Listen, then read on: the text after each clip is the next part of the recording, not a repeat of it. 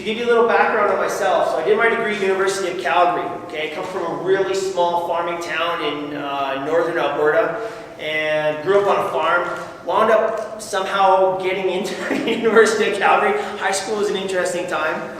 A lot just sports orientated, right? School wasn't my thing, but I wound up pulling off some pretty good marks.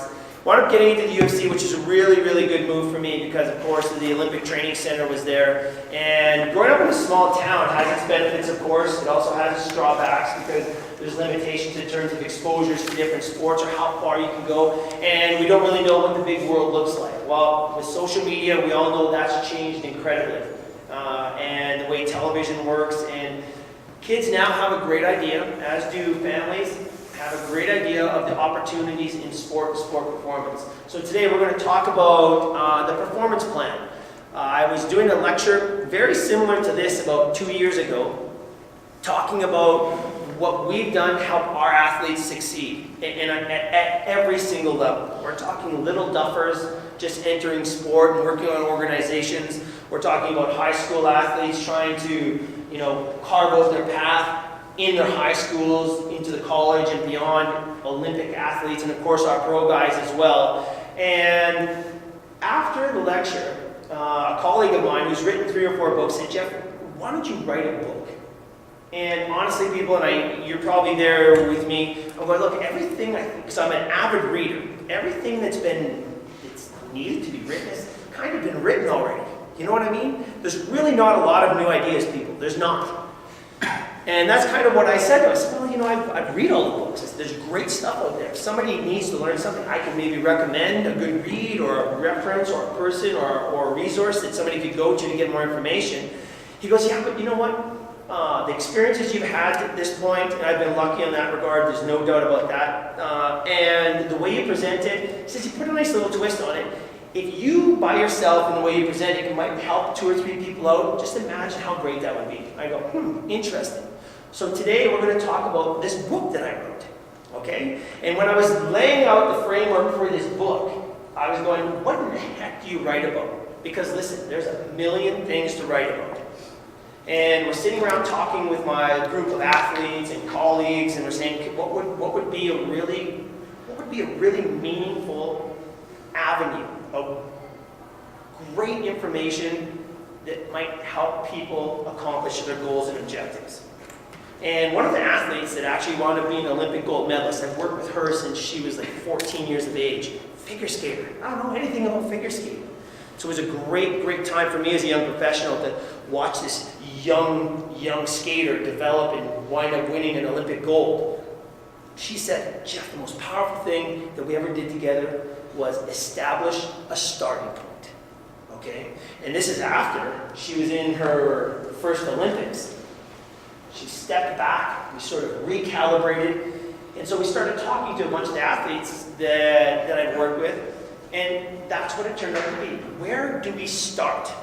And one of the problems I think we see across the board, and not just in sport, this is pretty consistent across the board, I believe, is we have a tendency to want to be halfway or further down the line before we really establish a framework. Does that make sense to everybody? It's a real problem. We have this peak by Friday mentality where we want everything so right now that I think, and I don't think this, I know this. We're right now destroying more talent than we're creating in our systems.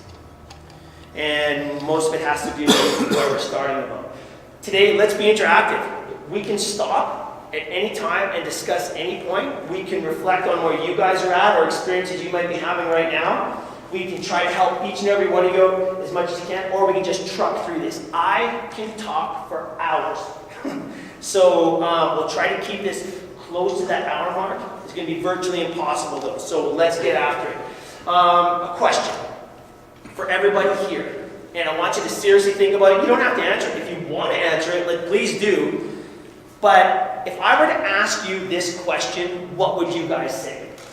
Is greatness up for grabs? Establish your answer to yourself right now. Okay, does anybody want to share what they feel? Yes or no? No, that's fine. I get it. All right? But I want you to have a feeling for your answer to this question. because I think we truly, truly underestimate what we're able to do, what our athletes are able to do, what our young people are able to do, and what individually, where we're at, what we can do. Okay? Personally, professionally, as a team, as a business, we truly, truly underestimate what we can do. And I just come to figure out in the world of sport performance, helping athletes achieve and helping organizations get their frameworks together. Anywhere there's good, greatness is at risk. We're so satisfied with good, right? And I think if you guys reflect on your lives right now, or the Canadian culture as an example, we're living it right now. Who would say that our school systems are great? Does anybody think they're great? Does anybody think they're good? Well, if you look at the rankings around the world, Canadian schools pretty sought after education. But you're right, I don't think it's great. We could look at our medical system, though thank goodness for our medical system. I know some people in the States that want to move to Canada just so they could have the privilege. But is it great? We're in it. Well, I think there's some things we can work on. Our school system, our banking system. Banking system, thank goodness again, right? It's pretty good. But wherever there's good, man, it's rarely to see. It's rare to see greatness. Good is a problem, all right? So the question, let me ask you this, another question for you. Is it reasonable to think you can give 100% every day? Think about it now. You don't have to answer. If you want to answer, you can. If you're one of those people that want to answer. But I ask our athletes this every time we meet. And it could be a major league team, it could be an NFL group, it could be an NHL group, it could be a high school group like Vauxhall. I ask the Vauxhall guys every year, is it reasonable to give 100% every day? Well, they have an answer. Isn't it reasonable to be at 100% every day? So another question for you guys to consider. When was the last time you were 100%? You guys, when was the last time you guys were 100%? Can you remember when everything was just perfect? Maybe back when you were in your mother's womb. But if she had some of those food cravings like my mom, peanut butter on pickles, things weren't perfect in there either, man, right? But as soon as you hit the real world, is it ever perfect, you guys? You can answer that one. No, it's not. And again, that may be one of the problems with our developmental models, okay? Because, listen, it's not possible to be perfect. We can strive to be as good as possible. We can give 100% every day. We require it. But we don't expect our athletes to be at 100%, and we need them to understand. So what is good? We talked, where do we want to try to operate on a daily level? This is an important conversation. How many athletes in the crowd right now? Put your hands up. Good. How many parents or coaches out there of athletes? This is a very, very important question, because not just the athletes, but the performance team and support structure around the athletes, they need to be on the same page. And if we know there's a group in our support structure, our performance group, the parents are a big part of it, coaches are a big part of it, strength coaches, mental training, okay, the psychology side, this is all part of the performance team. They have to be on the same page. Who would say it's great to operate at 50%? How about 60%? 70%? 80%? Where would be a reasonable goal to operate every single day? And it's real, okay? For our Olympic athletes, we know where we need to be when it comes to competition time. But on a daily basis of training, listen to me. If you can operate at 70%, in the 70th percentile of the group or the level you play at on a daily basis, you are worth your weight in gold. It is very, very rare to see athletes operate consistently at that level, up and down, and the ones that do are the ones that are playing on TV, the ones that are representing the country at the Olympics. Okay? We push so hard to be perfect every day that it's actually setting us back so far that we can't even calculate it.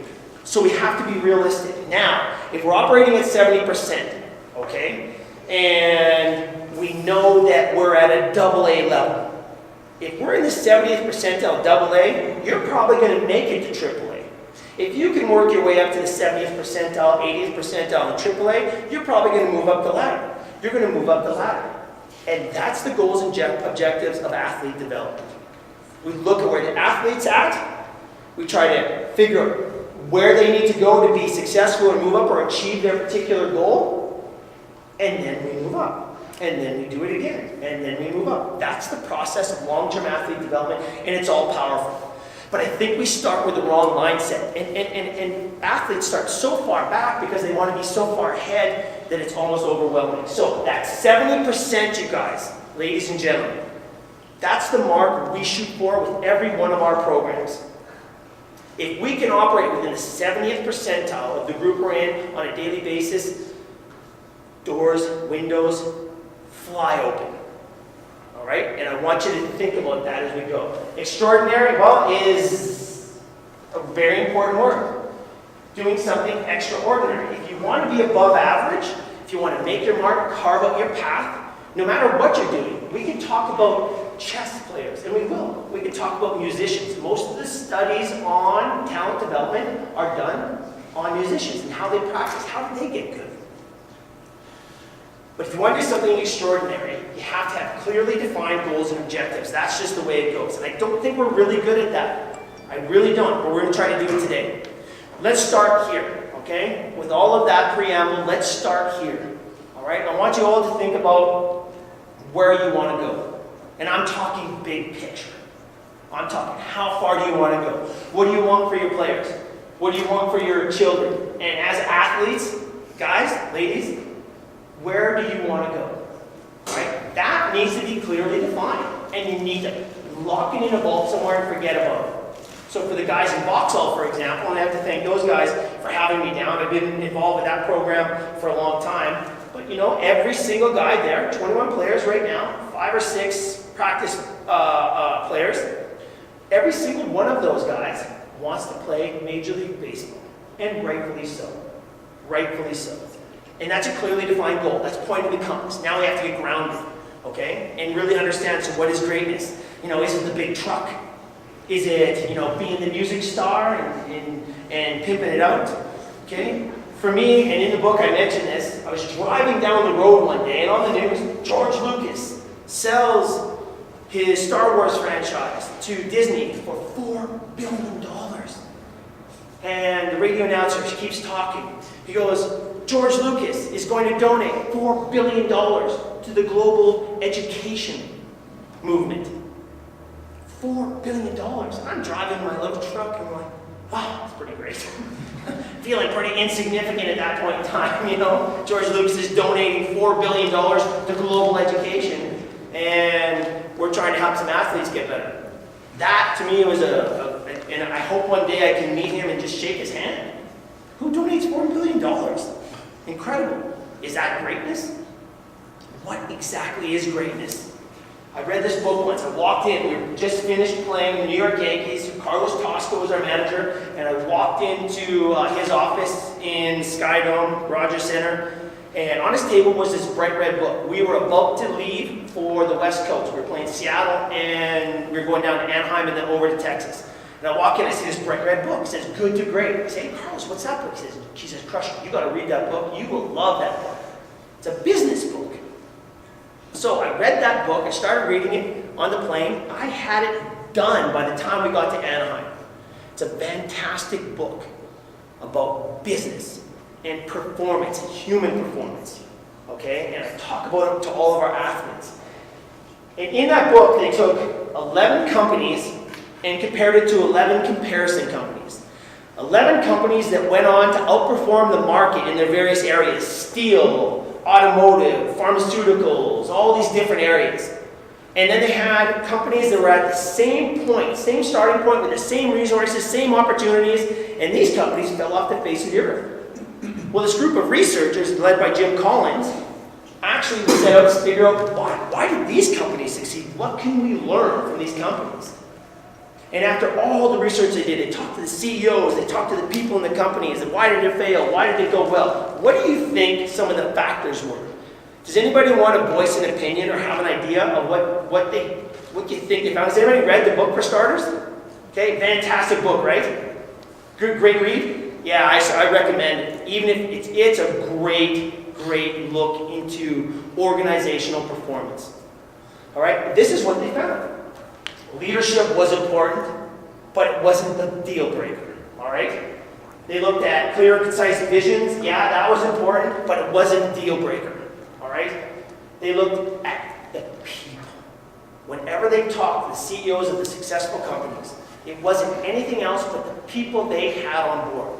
People, people, people, people, people, people. The right people, though, in the right place. They had to let some people go, but for the most part, they had good people on board. They just repositioned them into areas where they could be successful. We're seeing this happening in sport, and I know China's doing it like crazy. They're taking guys who want to play basketball, and they're making them rugby players. You know, they're really, really typing their athletes and making them successful. But this was a great, great read into organizational performance. But how do you get to be one of those people? In my time with the Blue Jays was really interesting. And I don't know, does anybody know who Alex Anthopoulos is? He was the GM of the Blue Jays through this last little push into the postseason, right? And he's an interesting character because he was the assistant GM when I was with the Jays. Great guy, great baseball person. And of course, when this new ownership took over, new leadership took over, he went on to the Dodgers. And I talked to Alex, I said, hey man, so you're now vice president of baseball operations with the Dodgers. What have you learned over the years? He goes, you know what, one thing I've learned, Jeff, is, you know, in the past I was really, really attracted to the shiny things. These really talented players, they just wanted more talent, more talent, more talent. It never worked. It never, ever worked. And then I realized we got to really start focusing on character. Character that we can build, character that we can develop into these great players. And to hear him say that was great. I had a chance to build that organization from scratch, the conditioning program. I was the first minor league coach for the Blue Jays, was lucky enough to go up to the big leagues and really, really develop that program from the Blue Jays. I still help them out as much as I can, but I've gone on to work with Major League Baseball globally, and the principles apply everywhere in the world. Anywhere people are trying to achieve and get better, the principles of human development are the same. And the Major League Baseball programs that we're doing right now, we are working in Africa. We've seen the first African-born player make the major leagues of baseball. That kid we first met in 2005. He broke into Major League Baseball 2016. He was signed by the Pittsburgh Pirates. They gave him every single opportunity to get to the big leagues, and they couldn't release him. It was impossible because he just kept getting better. He kept finding a way to get better. Ground out. Gifton Gope is his name. All right? He's now with the Blue Jays. And he started the season with the Blue Jays, hurt his hamstring, I believe. All right? But that's the power of these organizations and the environment. And that's an idea of getting the right people in. Gifton was nowhere near the most talented guy, but he had something, and he had a work ethic and a dream, right? A couple years ago, any Oilers fans here? Calgary Flame fans? You guys look pretty good, I gotta admit. Oilers are in big trouble. But I had a chance to, I've helped the Oilers with their rookie camp a number of years, and we meet quite often and talk about development. And a couple years ago, they came to me and they said, hey Jeff, listen, we're really trying to look at developmental models to see if there's anything we could be doing better. You know, we look at baseball, and we look at the programs you guys have. Which organizations do you think would be interesting to talk to get an idea of what's going on? I said, well, look, there's 3 or 4 that are really good, small market teams that really rely on player development. And at that time, the Kansas City Royals, and they still are, they do a really good job of player development. So I hooked the Oilers guys up with the Kansas City Royals, and they were trying to, and that year was 2013 or 14, I think. So the Oilers are down in Arizona playing. They were going to go over to the Kansas City Royal complex and have a meeting of the minds, sharing information on player development. Wow, wouldn't you know it? Kansas City's going to the playoffs. So nobody was there, so they missed them. So January 2017, the Kansas City guys actually flew up to Edmonton. Took in a game, met with the scouting, met with all the ownership, and it was really incredible. I missed the meeting, unfortunately. I left the day before to Curacao, because we started the program in Curacao, and I was kind of bummed, because I couldn't be at that meeting. But I talked to both the Oilers and the Kansas City Royals when I got back. What did you learn? What does an MLB team learn from an NHL team? And what does an NHL team learn from a Major League Baseball team.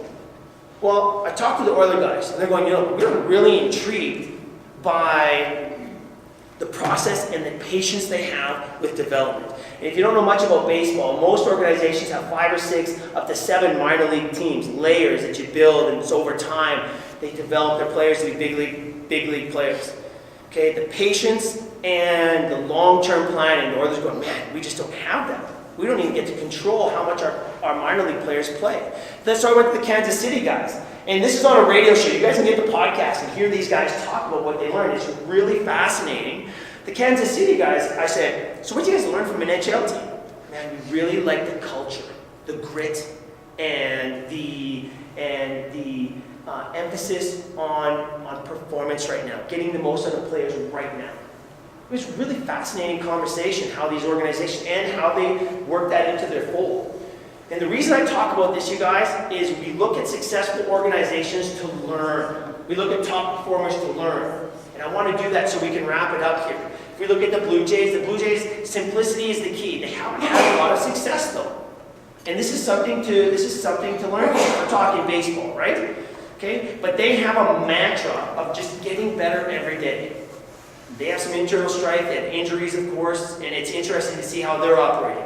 If you look at the San Antonio Spurs, one of the greatest coaches maybe in sport, Popovich is just an interesting character. He is brutally, fiercely competitive, and he will yell and scream and go off. But behind the scenes, that's where it really counts. Talking about creating environments where people can be successful, they never talk about winning, ever. They don't talk about winning. Winning is not something you do. Winning is something that is a result of what you do. And that's how they go about it. Process, expectations, and accountability of their players. That's the mantra in that organization, and one of the reasons they're so successful. Listen, guys, the way it's working right now, if you're a young athlete competing, if you're the parents of an athlete or the coach of an athlete, one of the things you have to do is look at successful cultures and create that for yourself. And you can do it. You really, really can. Right? The Spurs are so successful, players want to play there because they care about the players. What are your goals off the court? What are your family goals? You're hoping to get married? Are you married hoping to have kids? What are your financial goals? Popovich takes every one of those players out for dinner, and he buys a nice bottle of wine, and then he takes the label and makes sure the player gets the label of the wine so they can remember the wine they had when they had their dinner. And he talks to the players, never mentioning basketball. Their approach is to truly, truly care about the players, but hold them accountable as well. And that's one of the reasons they're so powerful. The Patriots, NFL starts tonight, right? Okay, the Patriots are always a conversation. There's a lot to learn from these guys as well. I don't care what sport or what level you're at. Guys, listen, there's a lot to learn from Belichick. He's an interesting character. Championship team, everybody, Brady, they have a sign on the wall, and it's a pretty important sign, okay? It's not necessarily about what's good for you. It's more about what's good for the team. That's how they operate, okay? And when somebody gets selfish, they get told about it. But it's more interesting than that. There's 3 rules that Coach Belichick has for that team. These are 3 simple rules that they live, eat, and breathe by. And these rules set the tone for that organization. All right? And any organization, including schools, banks, businesses, oil companies, sporting organizations, minor league organizations, can learn a lot from looking at these guys who just happen to be in the limelight every day. They figured some cool things out. Number 1, know your job. Belichick will tell every player, we are on call. My coaching staff is on call 24 hours a day to help you understand your job. If you have a question, if you need help, we will make sure you have everything you need to be successful. Right? So it's on the player. It's on the player. We're there to help. We're not going to go out and try to figure out what you know and what you don't know. Trust the process is number 2. All right? And then believe in your teammates. Those are the 3 simple rules, the cardinal rules of that organization. Watch them play. Is there any football fans here? Anybody watch football? Okay? Listen to me, you guys. I don't know what your sport is, but you need to start paying attention to these successful organizations if you're going to tap into them. 2 qualities in the players, accountability and passion. That's it. Words that just tug in my heartstrings. The Vauxhall Baseball Academy of Baseball is in my book. I list some of the most successful sporting organizations on the planet. All right? And if you look at the player placement rate of Vauxhall, which is just down the road here, I met Les working with Baseball Canada. We were on a bus going to Stetson University in Florida. The junior national team was playing. And Les goes, hey, I just got hired for this job, being director at this great academy that they're putting in this town called Vauxhall between Medicine Hat and Lethbridge. I go, what? He said, hey, would you be interested in coming down and maybe just helping us set up our player development program? I said, oh man, what's it about? Boom. How many years later now? 13 years later, here we are. In 13 years, there's only been a handful of players who haven't signed pro or gotten a college scholarship. If we look at this academy, it's right up there with some of the most successful organizations on the planet in terms of player successes. Okay, it's really interesting what they've done there. Okay, and they have a very simple mantra: better person, better player. Right? And they also have something that I think has really resonated with every player who's gone through there. Because if you were to go back there at Christmas time, you'll see players coming back just to visit the academy who were there 13 years ago. The alumni are coming back. It's a real cool setting. I love it. And I think there's a lot to learn from that organization as well. Once a Jet, always a Jet. That's their magic. Some of you guys probably played them, right? It's not magic. They've just created an environment. They've analyzed, they've looked, they've talked to people. They've created an environment where young players from across Canada and internationally can come and be successful. Okay, so look at those 3 rings, okay? Funny? Let's go back and we'll just backtrack this really quick because I stole these 3 rings. I didn't steal them, really, but inside of Jim Collins' book, he has 3 rings, okay? And I'm going, okay, that's super cool, man. I love this. And that's one of the things that helped me develop the Blue Jay program, okay? Inside of his book, he said every organization needs to have 3 things. His group of researchers came up with 3 principles that must be present if you're going to be successful. And this is where it comes to you guys. This is where you need to start analyzing your environment, your goals, and how you're operating. All right? And right in the middle was the core concept. Whatever that company's really focusing, trying to do. All right? I'm going, okay, this is fantastic. And this is honestly, I phoned Jim Collins. I actually found his number. I phoned him at the university in the States, and I said, hey, look, would you be offended if I used those 3 rings? He goes, what are you using for? I said, that's going to be my company logo. Okay? I stepped away from the Blue Jays. I started this company called Crush Performance. This is the rings of our logo. Trademark, by the way. No, it's not. I'm just kidding. But the rings are awesome. Because this was the missing link. When I read this was the missing link for me for so many athletes, including pro guys who are making tens of millions of dollars. We've got guys that are making hundreds of millions of dollars who don't really care about the money. That's just a result of what they do. They want to get better. Here it is. This is where we start. You guys, this is where we start for you, okay? Passion. You definitely got to have a passion for it. In this day and age, burnout and the dropout rates. Does anybody have an idea what the dropout rate is right now in developmental sport, ages 12, 13, and 14? Anybody? Anybody want to throw out a guess? 60. How much? 60. 60%? The dropout rates are actually higher than 60% right now. Okay? We have to be a little careful with these numbers. 70% dropout rate between the ages 13, 14, and 15 in organized sport.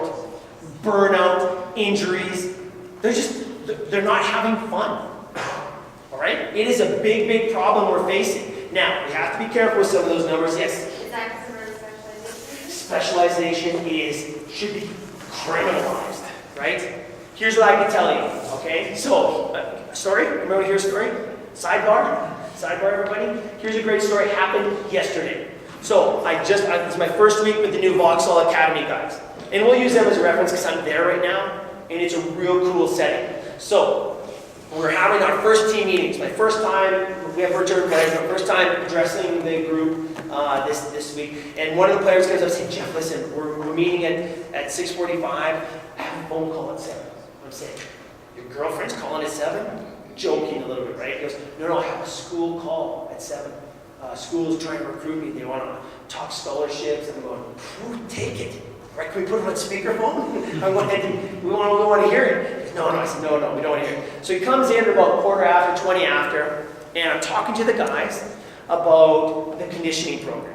And one of the things you guys we really pay attention to with our athletes is making sure that we develop the athlete before the player. It's critical. Most of these guys can't run backwards when they first come, right? And I'm not joking. We have big league pro players, Olympic players, that aren't really good movers. That's one of our first focuses. And so I'm talking to these guys and looking at what's happening in pro sports and talking to some of the recruiters in the major sports right now, the scouts and scouting directors in football, NHL hockey. NHL hockey is really concerned about the athleticism of players. They're not athletes anymore. They're hockey players, but they're not athletes. Major League Baseball is huge, but the colleges, doesn't matter whether you're playing volleyball, basketball, doesn't matter what your sport is. If you're looking for a college scholarship, which is very doable, by the way, more doable than I think you might realize, but they want athletes.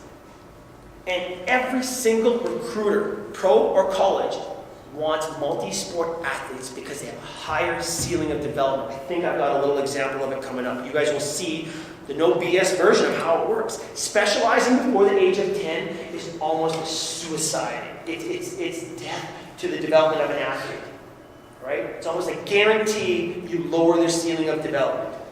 There's a couple of early developmental sports where that's critical. Gymnastics, maybe figure skating, but yes, specialization is a killer. Overuse injuries, all right? Burnout, it's happening. But regardless, if you're going to be successful, you gotta love what you're doing. That's partly our responsibility. So many athletes aren't loving it anymore. So you have to have a passion to start with, and you have to find a way to keep that passion going, right? It's very important, very important. And then you have to have an idea, can you be the best in the world? Is that important? Well, at the world-class stage, with the guys we work with, guys and girls we work with, yeah, that's pretty important. That's not necessarily an end-all, be-all, but I think you have to have a good idea, a realistic idea of what you're going to be able to accomplish or what you want to accomplish. And it has to be realistic, right? We're going to get back to that point in a little bit, because that's a real important factor, all right? And for a different reason than you might think right now. Listen to me carefully. Here's the biggest missing link in every single plan I've seen, the financial plan. You have to have a financial plan. And there's some books up there you can read. And is there any hockey people here? Yeah, listen, hockey is off the charts. Organized sports off the charts in terms of expenses right now. We have people taking out second mortgages on their house to have their young hockey player play on a travel team.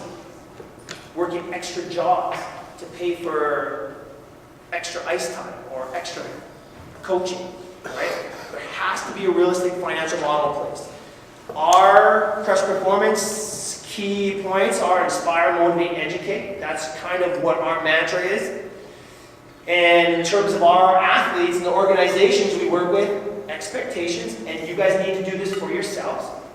Because if you're going to wait for somebody to do it for you, it's going to be too late. You have to set expectations realistic and very clear. You have to hold yourself or your people, your athletes, accountable. And then the magic word, and maybe the most important word of all, consistency. If you guys can harness that consistency, that 70% every single day, if you can operate in that world, we will find out what you're able to do. Do we know how far you can go right now? How many of you guys are dreaming of getting to the next level of sport? Don't be afraid to put your hands up. Yes, what's your sport? Volleyball? Yes, love it. Love it. There's so many opportunities in volleyball right now. Anybody, how about you guys? Baseball? Yeah, are you guys aspiring to a higher level of baseball? Where would you guys be pointing your compass right now? Don't be shy either. Say it. The show. Hey? The show. The show, pro ball. There's nothing, guys shouldn't be bashful about that. That's a commendable task. That's a great direction to point that compass. You shouldn't be embarrassed about that at all. If that's where you want to go, man, lock it in. I get nervous when an athlete's a little apprehensive about saying what they want to accomplish, because you can't be. I have one question for everybody here who's trying to accomplish something. One question. It's all powerful. Why not? Not why. We're so beyond why. Because you guys all know why you're here. You all know why you're playing your sport. My question is, the only way I can help you is if we clearly identify why not.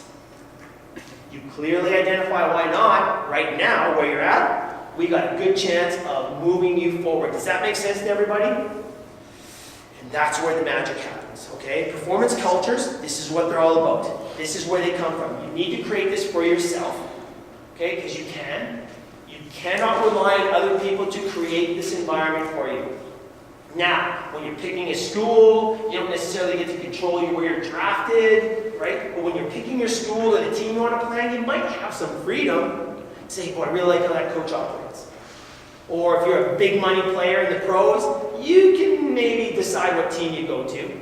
But it's not that easy.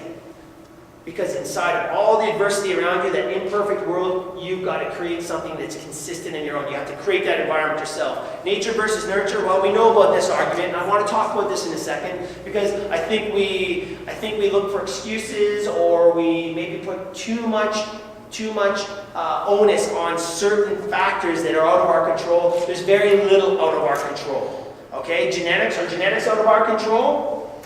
How many of you guys think genetics are out of our control? Okay, good for you guys, because it's really not, man. Exercise can change your genetics. When we exercise, we turn on genes that change the way your body the genes express themselves. Exercise changes the way your genes express yourself. What we eat can change the way your genes act in your body. So genetics is more like a roadmap that builds you. It's giving you the opportunity to do what you do. But we can actually use them to our advantage if you really know how. Environment, how many of you guys think environment is all critical to where you're going? It is. It might be the most powerful factor, and we're going to talk about it in a second. If we look at Tiger Woods, here's a question for you guys. Okay, despite all, we'll talk about that in a second.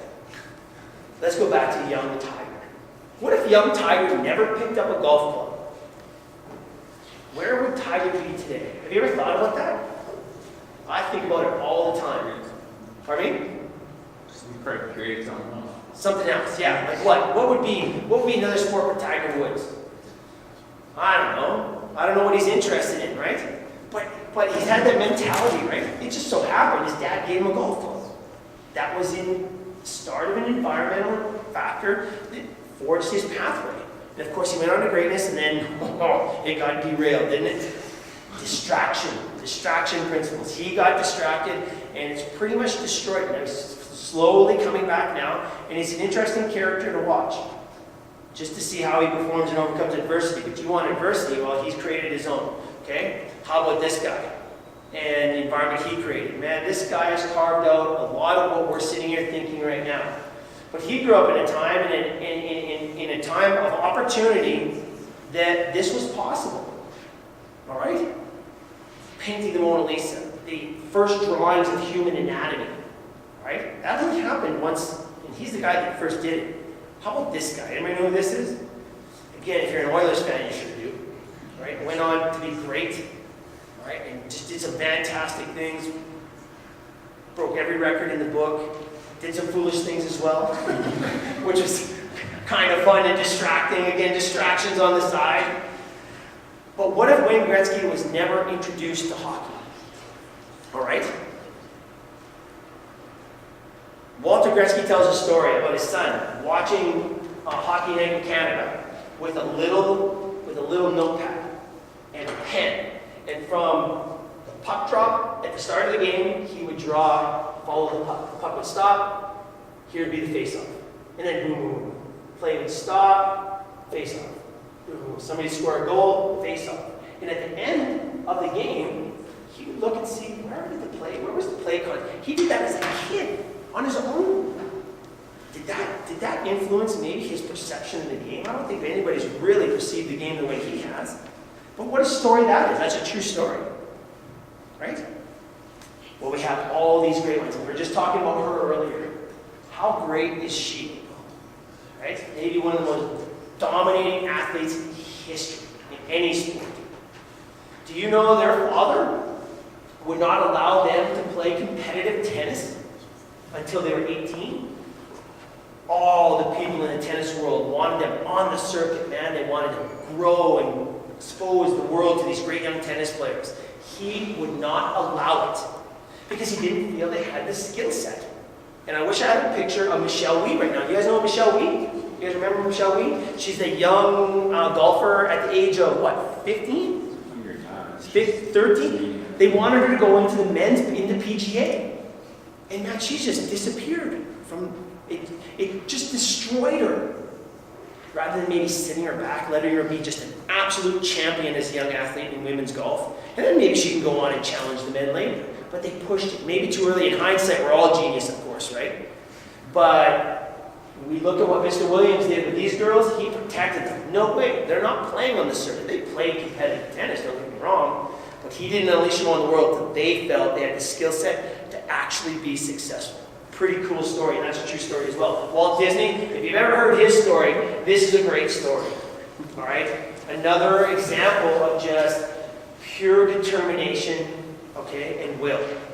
What that gentleman did to create Disneyland, Usain Bolt, I don't know if you know about where he comes from, but it's one of the most successful speed environments in the world, Jamaica.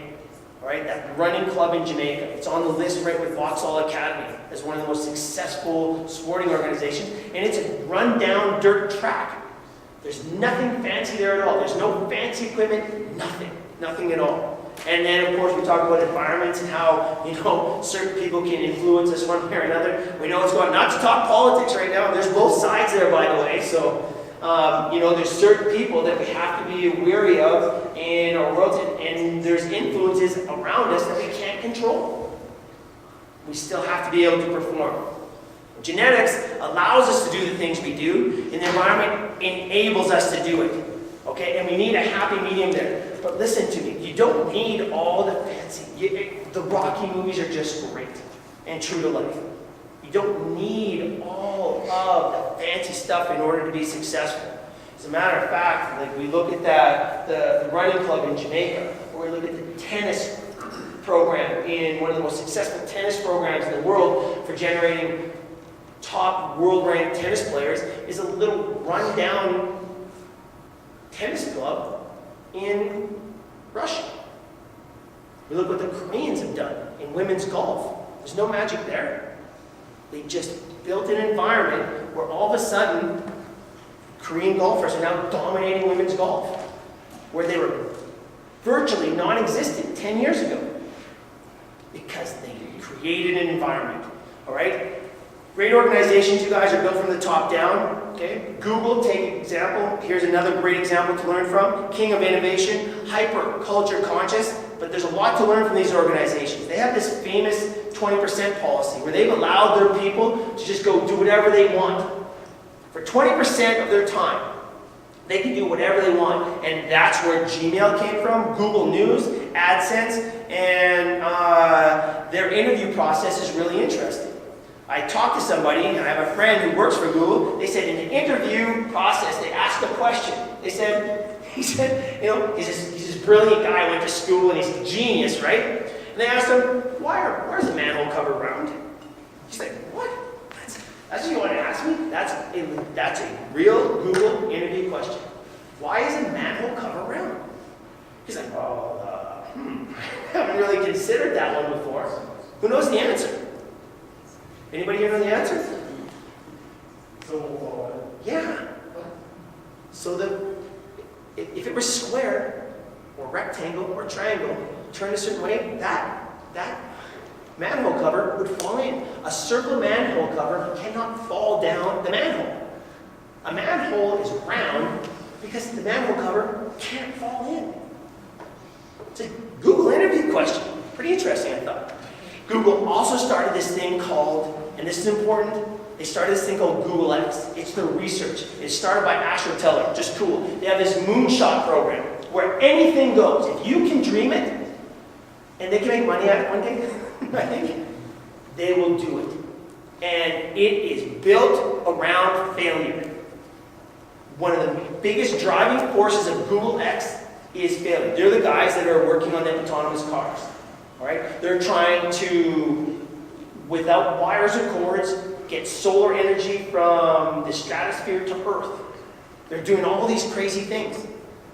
And they celebrate their failures. It's very well known. And that's one thing that I think we don't do enough. Lego, if you go to the Lego headquarters, which is super, super cool, okay, in San Francisco, they have jars of Lego everywhere. And if you got a few seconds, they want you playing with Lego. They're all the people. There's no offices. You go, take your computer, you sit at a table, there's a bowl of Lego. And when you're thinking, you just build Lego. And they host this Lego Play Lego events where they get all their teams together and they just build the craziest thing they can think of with Lego. And everybody votes on which one's the coolest. And then they build it and make it a package for the kids. That's how Lego operates. Lego dug itself out of bankruptcy by changing that internal culture, getting the right people on board and driving it. The people at Under Armour, very genius. Kevin Plank's a really smart guy, ex-football athlete, started this thing because he wanted a better shirt. Under Armour has made it a mandate to become a new company every 6 months. Creating a performance environment, you guys, is just so important, and we need to understand and learn from organizations who are really, really battling it out. Deliberate and calculated attacks on Christmas, or on greatness. Okay, now here's where it gets pretty cool. Laszlo Polgar. I don't know if you've heard of this guy, okay, but he's a mathematician genius, Polish mathematician. Great story, okay? He goes, okay, listen, if I create the right environment, I could maybe, not even maybe, so I could create the best math minds in the world. Okay? So what did he do? He gets into his local newspaper and puts in a little ad. And I'm paraphrasing a bit, but this is the gist of it. Hey, I'm looking for somebody who wants to have some babies so we can do an experiment and see if we can create some great performers, some great mathematicians. He put the ad in the paper. You can actually Google it and find the ad. It's pretty cool. And people are going, oh, that's a little sketchy. Somebody answers the ad. She's a teaching assistant. So, hey, so what are you thinking here, big fella? Right, kind of. I'm paraphrasing, of course. But he puts an ad in the paper. This lady, they meet each other, and they hook up, and they wind up liking each other. One thing leads to another, and boom, $3 start happening. And math was too crazy, so he's like, oh, math's not going to work. What can we do? We need something more measurable. How do we tell if they're going to be great mathematicians? Chess. Let's create the greatest chess players. And so he's going, okay, great. At that point in time, the women didn't even play chess. No, that's just the way it was, right? He has $3. They're the first grandmaster chess players in the history of chess. And Judith Polgar, who we had on our radio show last year, talked about the environment her father created. They lived, eat, and breathed chess and chess development. At 13 years of age, this picture right here, okay? See all those chess players? She's walking around playing all these grandmaster and club champions. She won 90% of those matches at like 13 years of age. Here she is again, older. These are all grandmasters now she's playing, one after another, walking down the table. The power of environment, you guys. Think about you. Think about your environment. All right? This is proof. It's one of the greatest living experiments of human performance ever. All right? And there's a lot to be learned there. Okay, the quick view experiment looked at chess players and rookies. A lot of research has been done on chess players in terms of talent development and skill development. And what they found was, if you look at that picture right there, they would flash a picture of a chessboard. And the grandmaster players, when they flash it on, flash it off, grandmaster chess players could recreate that board 100% of the time. Rookies couldn't do it. Then they pulled a little snafu on the grandmasters. They created a board that couldn't possibly exist in chess. And they flashed it at everybody. And guess what? The grandmasters couldn't replicate it. What do you think that means? What do you think that means in terms of development? We get fixed in our minds in terms of how we develop it. That's one of the problems with the sporting environment right now. If I were to ask you guys right now to connect all those dots with 4 lines, if you have a piece of paper right now, draw those dots and try to do it. How do you connect those dots with 4 simple lines? Does anybody know how to do it? Has anybody seen this one before? Yeah, you seen it? You know how to do it? Yeah? Does anybody want to try? Come down and do it? We can draw it on the board. Look, here it is. I'll just give it to you. Alright? Alright? So, join all dots. Use no more than 4 lines. Lines may be drawn at any angle. Okay? Every dot must have a line through it. Think about it. Okay? And this goes back to how we think. And I want you to sort of tie this back about your development, how you think about your development, because it all comes together here. Boom. Straight line through the middle. Outside. Nobody said you couldn't go outside the box. And down. The dot drill.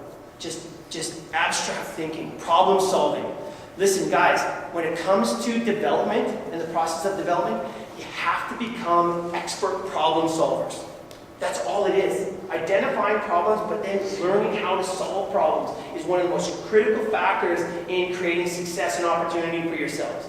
And if we can start stepping outside the box and understanding how that happens, listen to me carefully. Your opportunities grow exponentially. All right? How many of you guys think you're kind of closed mind in your development right now? Do you guys have incredibly open minds to how things might happen? I hope you do, because it's all powerful. Here's another great example, and the reason I'm showing you guys this, I want you to start thinking of what you're thinking. Do we have any mathematicians in the crowd? You got to use 3 of these jars to create 100 units. Yeah, jar of 21 units, 127 units, 3 units. Not that hard. Okay, so they got a bunch of people to do this, and then athletes. They got high performance groups to do this, and people figured it out. Then they changed it. That's the formula. But then they changed the jars, okay? And when they introduced it to people who had done the previous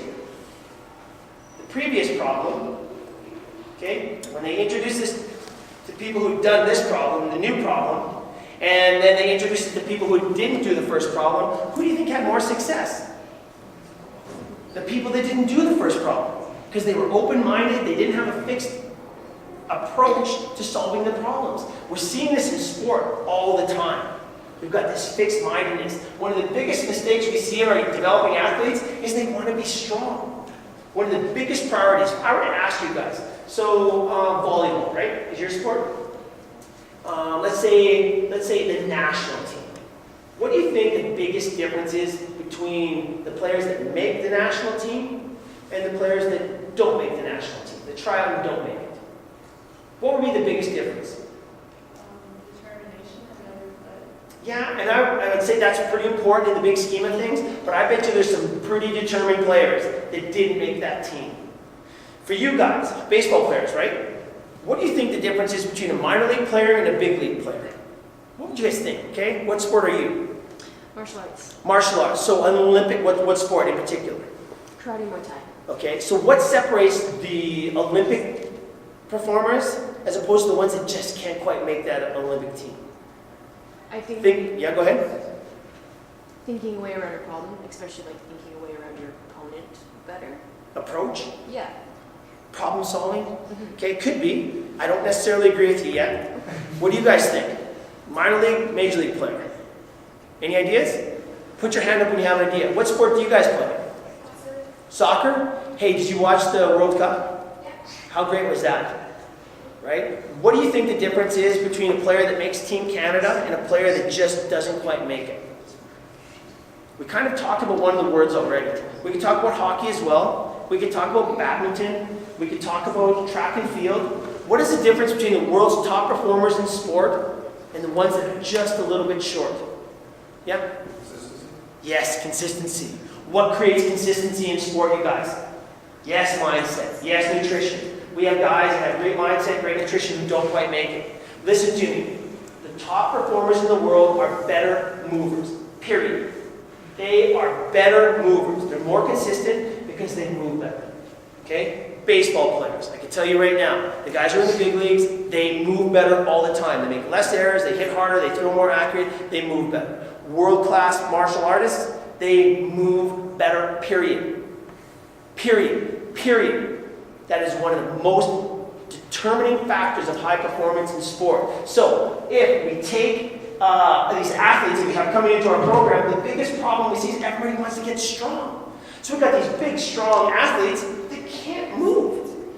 What would happen if we took those athletes, and trust me, we take more athletes out of the weight room than we put in the weight room. Trust me, the weight room is such a dangerous place to be. And when I go back to that comment I made earlier about talent and talent development, we destroy more talent in the weight room than we create. I promise you guys. I promise you. What would happen if we took an athlete out, taught them how to move properly, and then made them strong? Well, now we create potential. Potential. Do we know where it can go? We don't know until we go through the process. But that's kind of one of the problems that we're seeing in sport. We get into this fixed mindedness that everyone needs to be strong. But they definitely need to move better but first. All right? And this is the same problem we had here. The people that went through this had a fixed approach to the way things are done. You guys need to change your ideas, and hopefully that's what's happening here tonight. You need to change the thought process. Because I'm telling you right now, I don't think you guys realize how good you can actually get. But you gotta know what to do. You really do. And this is kind of it. This is one of the greatest studies ever. We'll talk about the Laszlo Polgar study and the Polgar sisters. Fascinating stuff. That is the power of environment. I'm just telling you. Oh my gosh. How is it three sisters turned out to be the most successful female chess players in the history of chess? They're the first women to challenge. When they started playing chess, they weren't allowed to compete with grandmasters because they didn't allow women to play chess at that level. Not only did they work their way there, they kicked butt. Judah Polgar is one of the most winningest grandmaster chess players in history because of Laszlo Polgar's idea of really, really influencing the environment of the people. That's what Google does. That's what the Patriots do. That's what pro teams are really striving to do. But you gotta know how. This is one of the greatest studies ever. Okay, we're gonna rip through this really quickly because we're way over time already, right? Are we okay? Is everybody okay for just a little bit more? This is one of the most fascinating studies in history of, what would you call it? Human mindset. Okay? Carol Dweck and her work with growth mindset. So we have fixed mindset and growth mindset. And you guys can Google this, it's online. All of her work's online. You can read her studies. But this was the study that led to it, okay? The growth mindset can be developed. The effects of praise and development. Coaches, put your hands up. Excellent. Pay attention, please. Parents, put your hands up. Pay more attention. Athletes, put your hands up. Be careful what people say to you. All right? And here's why. This was one of the most telling stories that we've had come out of legitimate research, okay? And it had to do with how we praise and its effects on human development. It is staggering. And it's happened to each and every one of us because our parents love us and our coaches want to encourage us. And sometimes they're doing way more damage than good. Take a look. So they took 405th graders. That was kind of the wheelhouse that she wanted to work in. Test 1 was a very easy verbal 10-question IQ test. Okay, 10 questions, everybody answered, right? Group 1, at the end of it, everybody did well. Group 1, they said, hey man, wow, you did really, really well. You must be so smart, oh my gosh. Look how smart you are, you did well. Group 2, they said, hey look, you guys worked really hard, you got some really good marks. It's fantastic, you guys. Look how your work paid off. Two totally different approaches to praise. What happened? Well, let's find out. Test number 2. Okay? Test number 2. The two options. Group 1 and Group 2 were given 2 options. 1, you could do the hard version of Test 2, or you could do the easy version. A great opportunity to learn and grow, they presented it as. Test number 2, version 2 of Test 2 was, hey, you'll really do good on this one. What do you think happened? Okay? If we go back to Group 1, it was praise for intelligence. You're so smart. Man, you must be so smart. 67% of that group picked the easy option. 67% of the group that was praised because you're so smart and man, you must be really smart, picked the easy option because they're reacting to the praise, they're scared to look bad. You guys know what I'm saying? That's what happened, and it's real. Group number 2, 92% of Group 2 picked the harder option. And it was presented to them, hard version or easy version. Which one do you want to do? 92% of Group 2 picked the hard version. You guys must be hard workers. Man, you guys can do anything, be working that hard. Okay? A very, very important discovery right there. And it kind of exceeded what she thought would happen. Okay, then there's test number 3, impossible test for all, not possible. Okay? It's just everybody's going to fail. Let's just see how it turns out. Group 1, who was praised for intelligence, really the entire group overall, very frustrated, gave up early, never completed the task. Oh, this is impossible, this is stupid, why am I doing this? Right? Group 2, look at this. And this is all in the same time frame. 400 grade 5s. This is a legitimate study done. Worked harder, longer, actually enjoyed the challenge. Yeah, I learned that. The feedback was different. All right? And then, listen to this. Okay, the effects of praise, 50% difference. There's a 50% difference in the outcomes based on how we praise our performers. Here we go, ready? Focusing on the screen. I'll leave it up there for a bit, and that's it. Anybody got it? That's tough, right? Anybody got it? I left it up there for a long time. It's almost impossible. I'll leave it. No, we're not even going to go again because it's almost hard. Okay, here comes another one. Okay, it's a little easier for the human mind. Okay, and think about how you guys learn in sport. Okay, but focus on the screen right now. Ready? Ready? Here we go. A little easier? You might not get it, but trust me, is it easier? Yes or no? Yes. Yeah, definitely. Okay? So watch this, you guys. Watch. I'm only going to flash this. I'm going to go as fast as I can. As fast as I possibly can. Ready? What are the letters? Okay? Do you guys know something? Each one of those lines has the exact same letters in them. The exact same letters. Do you understand? Does anybody do a lot of traveling? My first time in the Rome airport was a nightmare. Because it's a nightmare.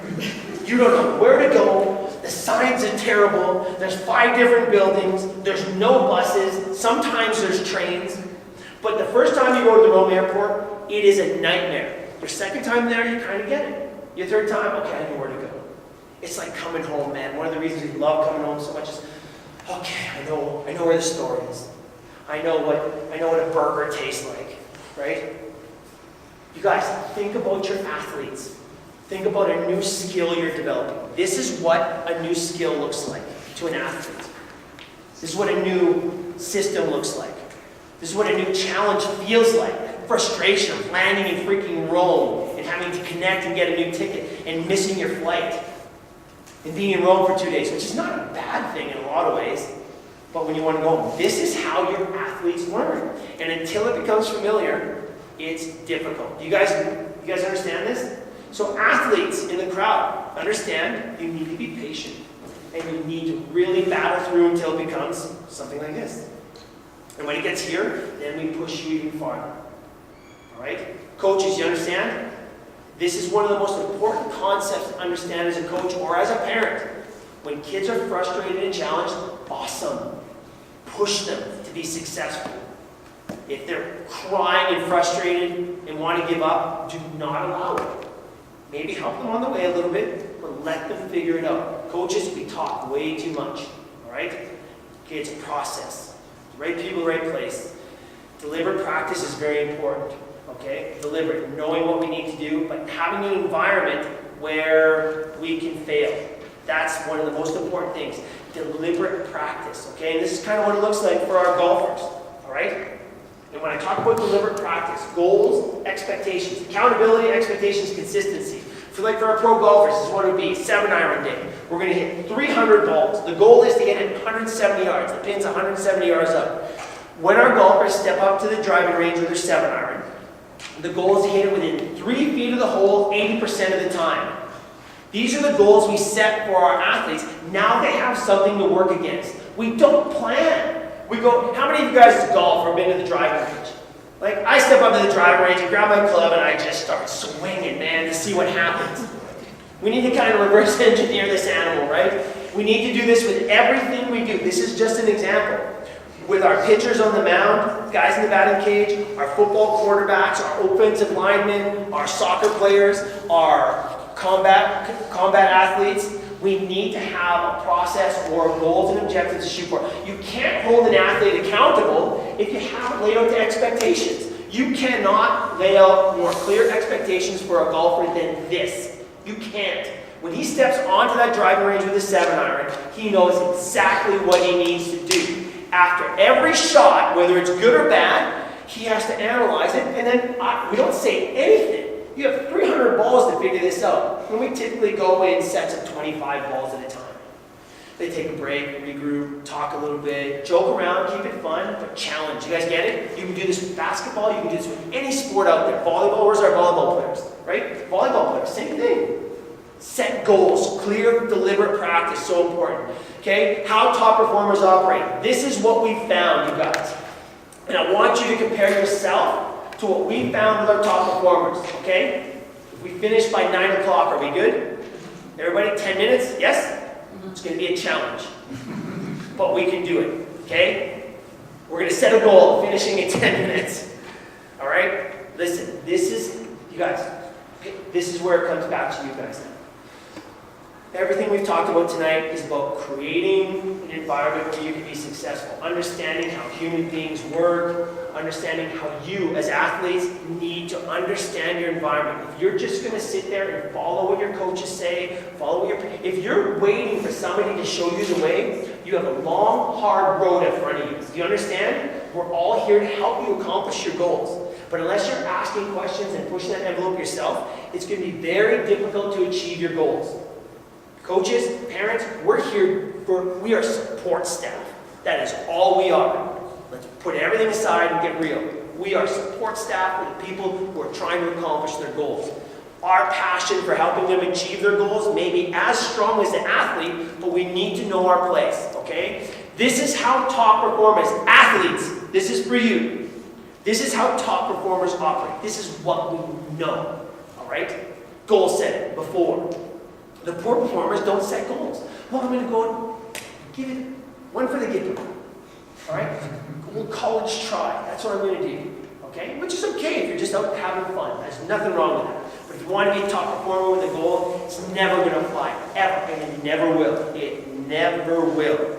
Mediocre performers kind of set medium set goals. It's fluff is really what it is. Okay? Based on getting good outcome. Okay, so I'm going to go out there, try really hard, and I'm going to do my best today. I'm going to do my best. I don't know what that's going to be, but it's not like my golfer trying to hit 300 balls within 3 feet of the hole 80% of the time. That's a high performance goal. Understand? Whether you achieve it or not, it doesn't matter. As long as you're trying and developing towards that goal. Does that make sense? Here's how our top performers operate. And these are the guys that have journals. These are the guys that are writing stuff down without anybody telling them to do it. If you guys have a serious goal of making the show, the national team, what sport are you guys? Rugby. Pardon me? Rugby. Rugby. Going to New Zealand on the 15th. And I just got a note that the All Blacks want to meet. I'm practicing, what is it called? The haka. Yeah. Before I go, this is me, I've never been more excited for a trip than this one. Rugby. Great sport to train for. Very similar to our football guys. They set goals based on the process of reaching an outcome. Does that make sense? Is that too wordy? Set a goal, work towards it. Very simple. 300 balls, within 3 feet of the hole, 70-80% of the time. Right? That's how our operate. They look at how they can get better and they analyze, okay? After, the self-evaluation after is also very different, okay? Top performers judge themselves differently. Are they more harsh on themselves? Not necessarily, but they have higher expectations than mediocre or average performers. They set their goals high and they expect more of themselves. And that comes internally. Regardless of the environment, regardless of the coach and the people around them, they have an internal drive, an internal expectation of themselves that is hard to match. They judge themselves differently. They're more specific in their goals, very, very specific. And so one of the things we do, you guys, and you can read that, one of the things that we do with all of our athletes is when we first sit with them, we have them fill out a self-evaluation. And here's a simple question. If we had more time, this is what I would ask you guys, athletes. I'd ask you, okay, hey, look, what are you good at? Think of your sport: volleyball, hockey, baseball, martial arts, rugby. What are you good at in your sport? Okay, what's your strength? If I'm a recruiter, college recruiter, or if I'm a pro scout sitting in the stands and I'm writing a report on you, what do I say? What am I reporting back to my organization? Man, got a lot of drive, acts like a pro. Man, strong as an ox, moves like a cat. What are your strengths? You know what? You need to know what your strengths are. Okay? You need to know how to self-analyze. But you know what we get? Then we say, okay, what are your 3 main goals for this next period of time, which would be the ball. This is our guys at Vauxhall. And you know what we get them every time, 21 guys every year. You know what we get the first time? Fluff. Oh, I'm going to try really hard. Oh, I'm a really good baseball player. I can throw the ball really hard. Just really general concepts. Do you understand what I'm saying? And then when we start explaining to the guys how to self-analyze and judge themselves and set goals specifically, now all of a sudden they're going, okay, well, you know what? I actually hit the ball hard. And I'm going, okay, that's not good enough. How do you hit the ball hard? Well, I've got bat speed. Well, where does the bat speed come from and what does it do? I've got bat speed on contact. Now we're getting somewhere. So we've taken a guy who says, hey, I'm a pretty good baseball player, to bat speed through the zone. And that's where we start tapping into greatness. You cannot be everything. You need to understand what you're good at, and you need to be the best at that, or one of the best at that. And then you need to back that up with maybe some other skills, some other skill sets. And that's a very, very important concept in the world of high performance. And again, high performance is relative, right? Okay? They have a very clear idea of where they are and what they're going to do and what they need to do moving forward. That's not an easy task, you guys, to self-analyze properly. It takes practice. By the 3rd or 4th time our guys self-evaluate, boom, we know exactly what they're about. Okay, and it's cool because in this computer, I have examples from virtually every sport, from lacrosse to figure skating to synchronized swimming to professional football to professional baseball to NHL hockey players, of the first form they filled out and how fluffy it is. Oh, I'm good. I have a good hard wrist shot. What? Oh, I try. I work really hard and I try really hard. I show up early, I stay late. So what? You get them really, really breaking down what they're all about, okay?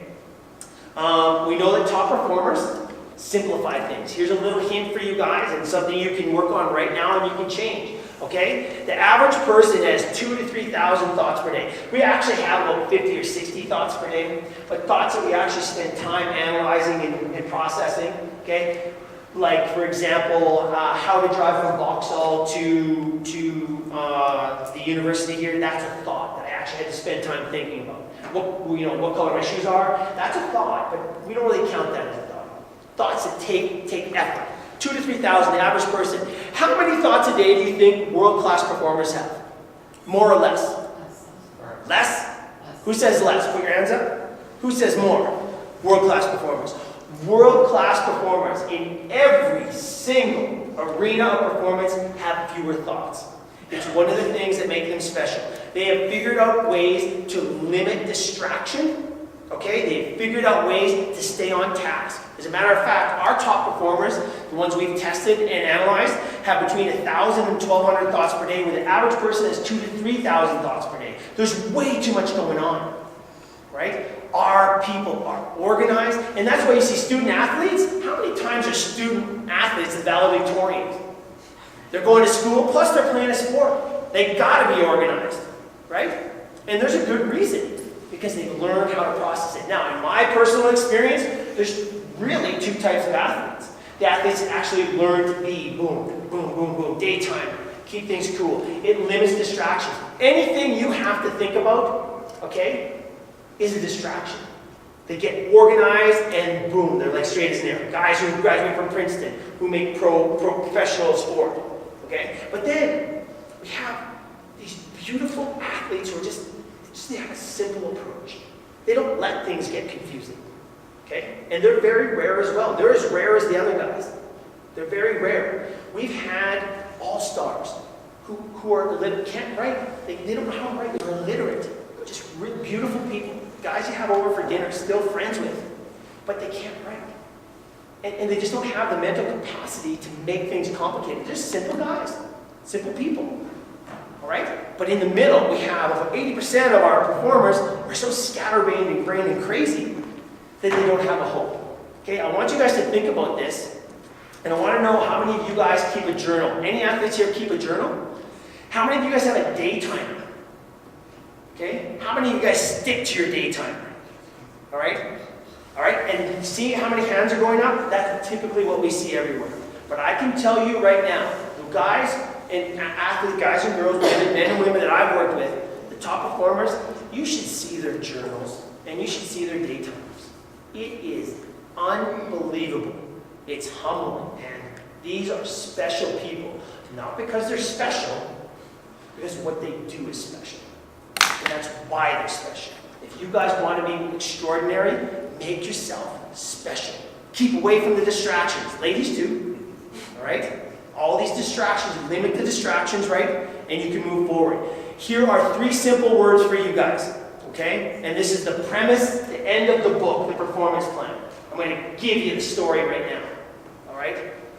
Here are 3 words I want you to learn, go home with tonight. I want you to dream about them tonight. Because I do believe, I have seen these 3 words change professional careers. But I've also seen it change so many developmental careers. Okay? Set up your approach, like pointing your compass. And then you have to narrow it down. What's your annual approach? What's your monthly approach? What's your weekly approach? What is your approach for tomorrow? You're stepping on the volleyball court tomorrow. Do you have a plan? What are you going to work on? And what are you going to try to accomplish? Think of our golfers stepping onto the driving range with a 7-iron. That's an approach. Hitting a ball 170 yards, okay, getting it within 3 feet of the hole 70 to 80% of the time. A guy stepping into his bullpen or into his first inning of a game, your first period in hockey, your first match with your opponent in a tournament, okay? You're taking on the Aussies, or you're personally going into the weight room to do your training. You need to have an approach, okay? It's your goals and objectives. Then you get a result. You try to execute your approach, you get a result. Guys, is the result in your control? As soon as that ball, as soon as that puck, as soon as you've completed your approach, the result is entirely out of your hands. It's out of your control. And then you have to respond. How you respond determines your next approach. Okay? Approach, result, response. Approach, result, response. Approach, result, response. Adjusting and learning every time you go through the process. This could be a quadrennial plan for an Olympic athlete. It could be a pitch-by-pitch plan for a pitcher. It could be a period of a hockey game for a goaltender or a player. You have to have a clear, concise approach. You will get a result. The most important thing, ladies and gentlemen, is how you respond to that result. Do you understand me? And that is a craft and an art and a skill you develop over time, just like everything else. All right? Clearly define your problem. Develop a clear and concise plan for moving forward based on the results. And then control what you can control. And work towards your goal. Approach your result response. 3 very important words. We have guys writing it on their caps, putting it on their mirror, putting it on their phone. Approach, result, response. Your way, right to where you want to go. And again, okay guys, in closing, just how good can you get? We don't know. We don't know how good you can get, and don't let anybody tell you otherwise. Do not allow it until you decide you're done, or until you've gone through the process and found out really what you're all about. Because man, we've had so many unbelievable surprises over the time. Okay, just go for it. There it is. Okay, that is the book. It's on Amazon right now, and we've had a great response, and it's been a lot of fun talking about it, but also going through the research to put this together. And most of it's just from the people that we've met along the way, or I've met along the way. But I hope you guys take away from tonight some ideas to help you accomplish your goals. Okay? If you have any questions, write to me. Honest to goodness, I respond to virtually every message that I get. So if you guys have questions about what we talked about tonight or about your own development, we know great people in most communities that can either help you out or steer you on your way, or maybe we could steer you in a direction that you might need to go. Okay? Any questions, you guys? Nothing? All right, thank you. Yeah, go ahead. I got a quick one. It's more of a political one. I appreciate you saying multi-sport athletes got to do it, and yet I think our whole system is just falling from the top down the way we are encouraging specializations in all the sports. So I don't know, do you have any suggestions around that? Parents just have to be aware. Listen, as soon as developmental sport turned into a business, we were doomed. Developmental sport, okay, is an industry now. $15 billion made in private lessons, private schools, and developmental sport last year. $15 billion. As soon as developmental sport turned into an industry, we were doomed. Because now they skills coaches and the on-ice programs, and they want them year-round. And the money never ends. And as soon as people started paying their mortgages and paying their bills from developmental sport, we were doomed. All I can say is this, listen, and specialization is not going anywhere. And listen to me, it's not necessarily the end of the world. Inside of it is specialized athletes. So I think I told the story, right? So the player in Vauxhall who had the phone call comes back in, and I asked him, hey, did that college recruiter ask you if you played multiple sports? Yeah, it was the first thing he asked. It was the first question on that phone call. And I just was talking to the guys. He was out in the hall. He had no idea. We just started talking. Hey, how many of you guys played multiple sports?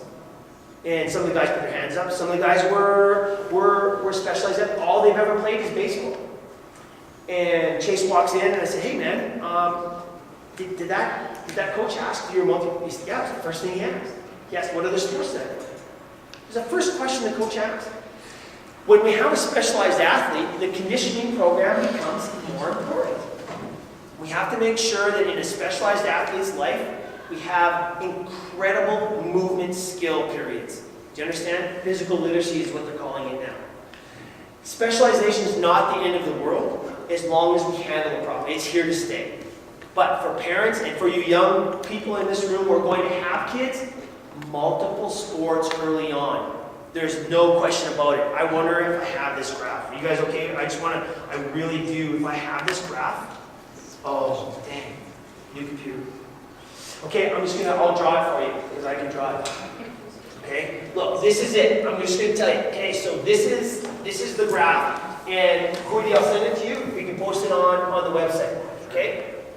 So this is what it looked like. And they took professional soccer players in Europe. That was the study. They're saying, okay, what does a specialized player look like as opposed to a player who played multiple sports? Wow, this is exactly what they found. And this is what we've replicated and seen in almost every single sport. So,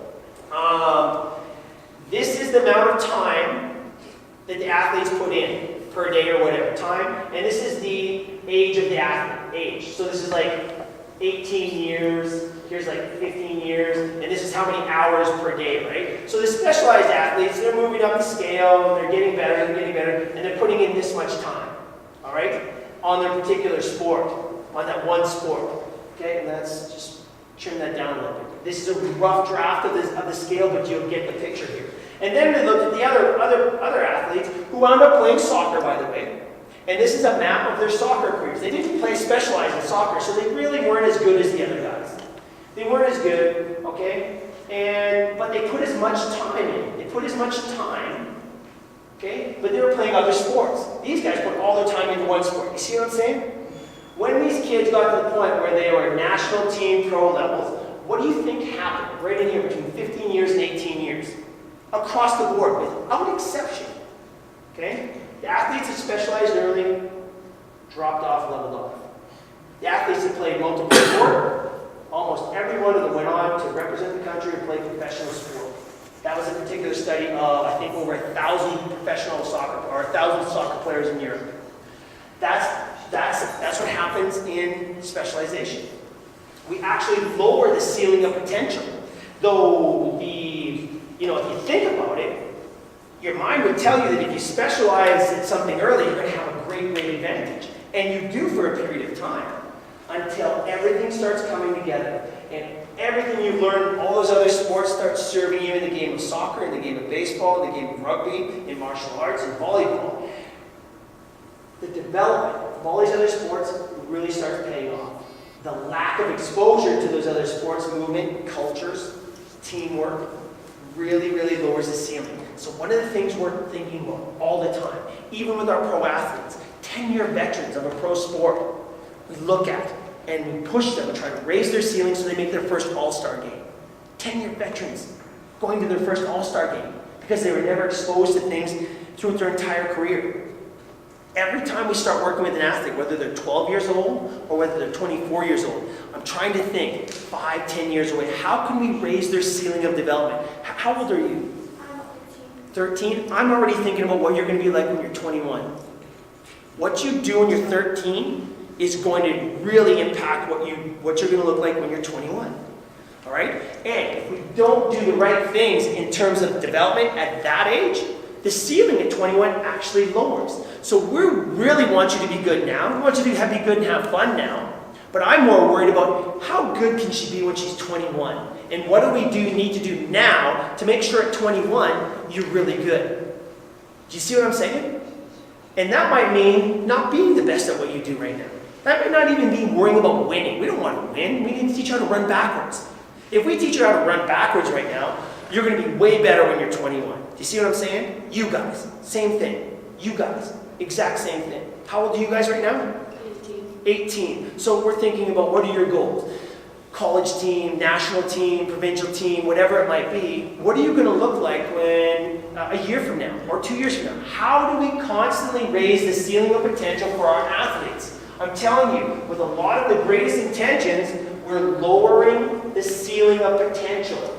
We're lowering the ceiling of potential because again, going back to the opening remarks, we're in this peak by Friday, we want it right now, attitude society. And man, we're cutting the feet off from our young talent. And it goes back to that point that I make, that I truly do believe in, we're destroying more talent than we're creating right now. Because we don't look to the future. All right? What's your name? Maria. Oh, I'm going to be thinking about you, Maria. When you're 21. I'll stand there 2 years, 21. Yes. Okay, you guys understand? So when it comes to specialization again, proceed with caution. If you're dedicated to a sport, and there's lots of reasons for it, okay, make sure that you're taking care of the athlete side. And the name of the game, athlete is first. Right? The athlete before the player. If you want to maximize playing potential, you need to make sure we have a well-rounded athlete. That's a discussion for another night. That's in there. Any more questions? I think that was very informative, Jeff. Thank you. All right. If there are questions, feel free to come up and ask Jeff. You might stay here till midnight. That's fine. But once again, thank you and hope to have you.